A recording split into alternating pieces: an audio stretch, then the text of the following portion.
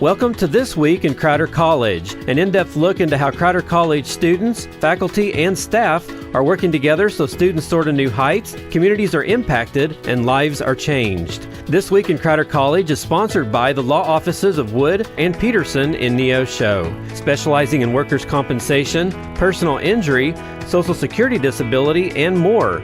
Learn more online at neoshoattorney.com.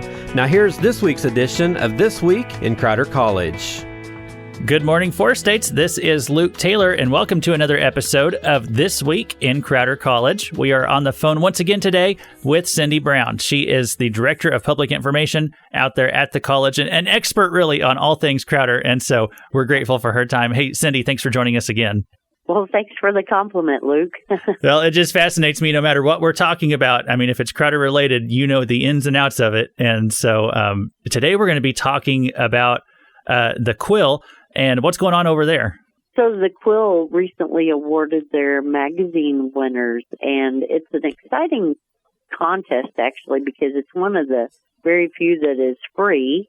And it's a literary and art magazine that's put together and judged by our students. So for 2024, we had 694 entries. So that could be high school students, community members, could be our college students as well as faculty and staff. Anybody who's interested in entering can. Out of that 694 entries, the class whittled it down to 103 award winners that were published.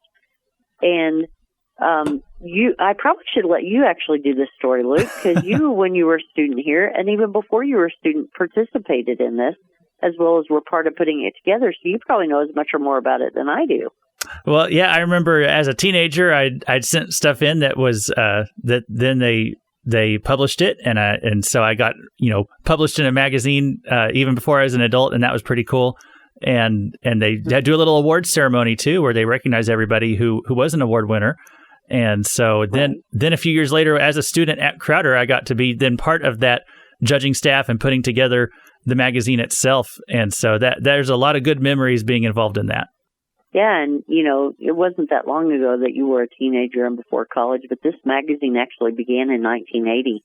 And so each spring it's published with a February 1 deadline. So that's a quick turnaround for students to figure out in class, okay, we have all these entries, and now we've got to determine who the winners are and then go from there. We talk about some of the categories that were in there. I didn't ask you what you entered in the competition before you were a Crowder student. Right. And I don't know if the categories ever changed over the years. I think I had done a nonfiction writing, something that I had written back then. Right. And so, yes, we still have nonfiction today. Okay. Nonfiction and fiction, poetry, 2D art and 3D art. Something new that's been added to it too is digital art.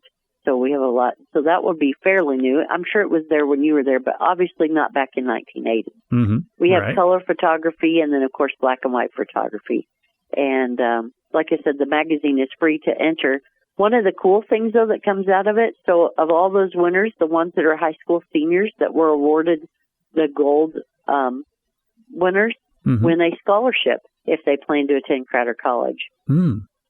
Well, yeah, so it makes it a little extra special for them. And yeah, there's an enticement right there, too. A lot of young people who are getting close to college age, something that could give them just a little boost right there as they're preparing for college. Exactly. And, what better opportunity to showcase your talents, whether it be writing, poetry, art, photography, whatever it is.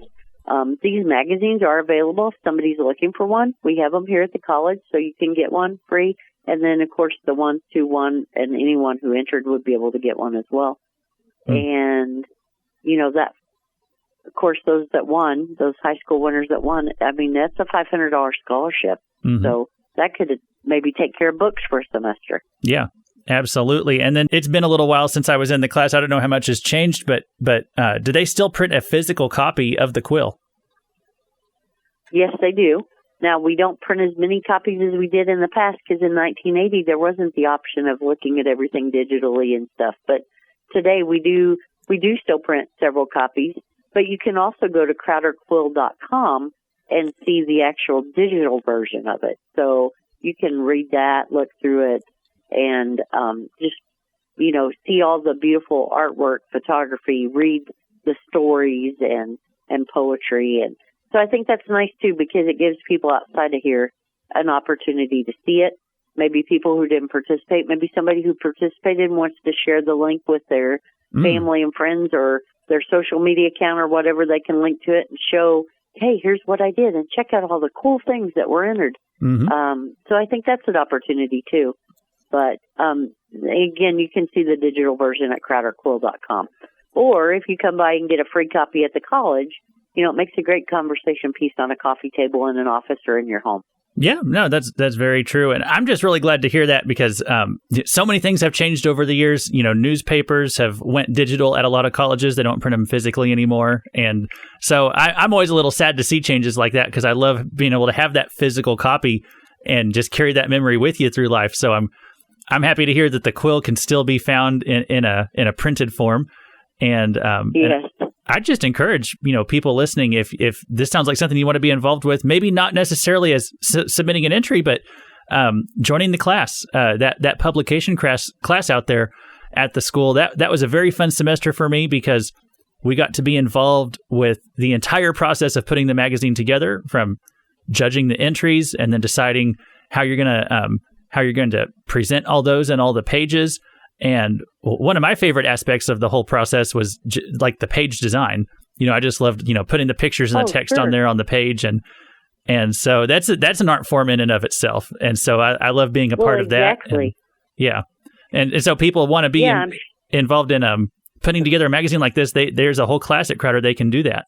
That's exactly right. And you don't have to even be seeking a degree. If you just say, I would really love to understand how this works and want to be part of it.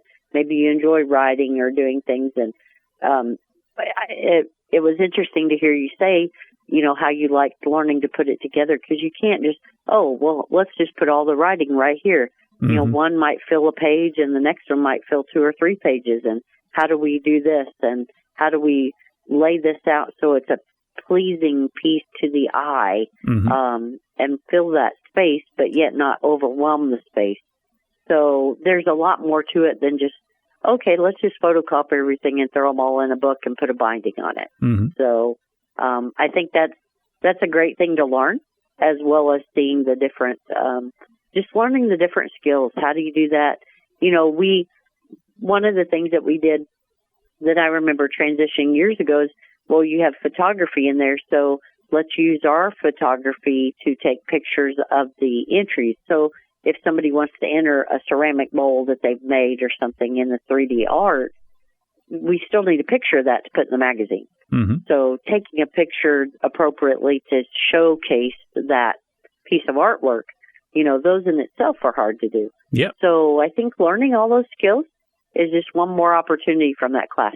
It makes a very well-rounded person by the time you're done, because you can add a lot of things to your resume after taking that class, especially if you're interested in any kind of graphics or art or even just publication.